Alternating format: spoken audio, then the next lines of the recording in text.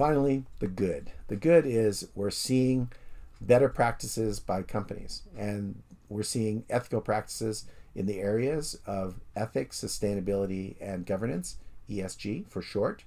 And hopefully we will see no more end runs, no more manipulated stock pricing and securities, and no more rating fraud.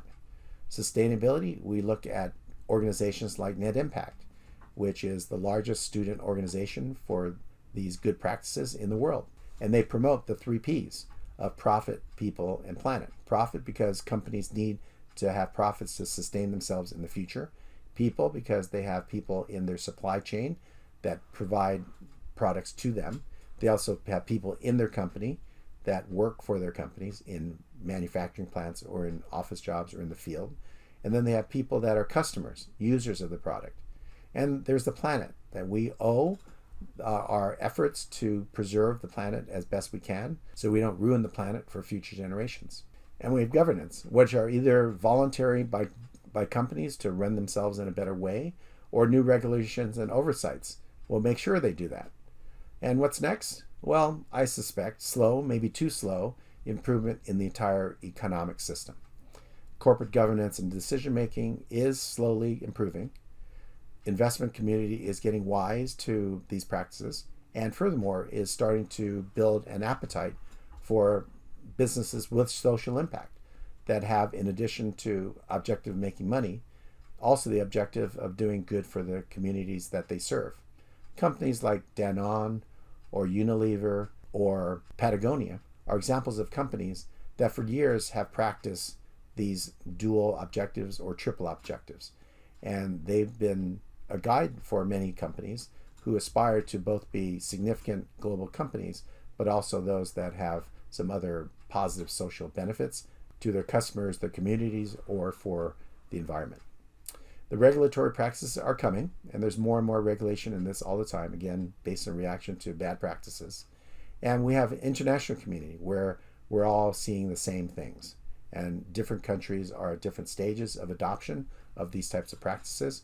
So I would say that there's uneven adherence to the good aspects of ESG globally. Again, slow, but hopefully steady, and ultimately reaching a state where it is something we could be confident in for all global companies. And there is a very encouraging development in the voluntary adoption of multi-stakeholder reporting. We call it integrated reporting. So there is a framework for integrated reporting that covers all the stakeholders. And it is a thicker document in terms of pages, but it includes everything that a financial statement would, that are still required for all of us to have. But in addition, it covers other aspects that are important to other stakeholders. The last exercise is another match game, where you'll be looking at phrases on the left, and you'll be matching with the phrase or persons on the other side. You'll find this in your instructions for the lesson, and you'll go do it on your own and see how you do. Summarizing the world of finance, financial institutions and markets are well developed globally, and they hope to provide a free flow of capital from those with cash to those who need cash, both within a country and globally.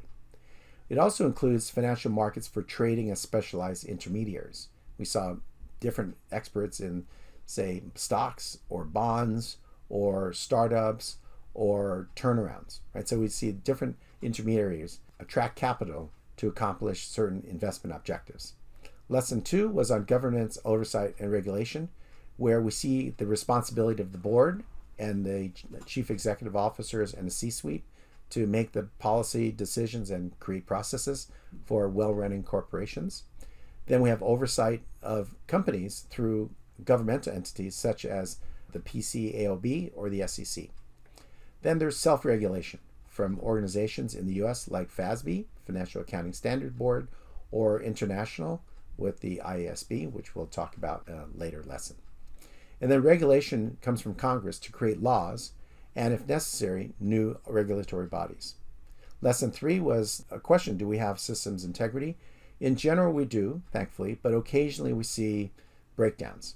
And that got into our good, bad, and ugly, where the subprime mortgage was a horrific situation that destabilized the international markets. The Enron and others created a distrust in the market on fraudulent practices, which caused increasing regulation and scrutiny of internal processes, internal controls, and the governance practices inside major companies. And then finally, we have hope in sight with a more realization of things like ESG, ethics, sustainability, and governance, and 3Ps of profit, people, and planet, and with the emergence of voluntary adoption of integrated reporting. So companies internally are aware and manage these aspects more carefully and report out how they did each year. So that ends this topic on the world of finance.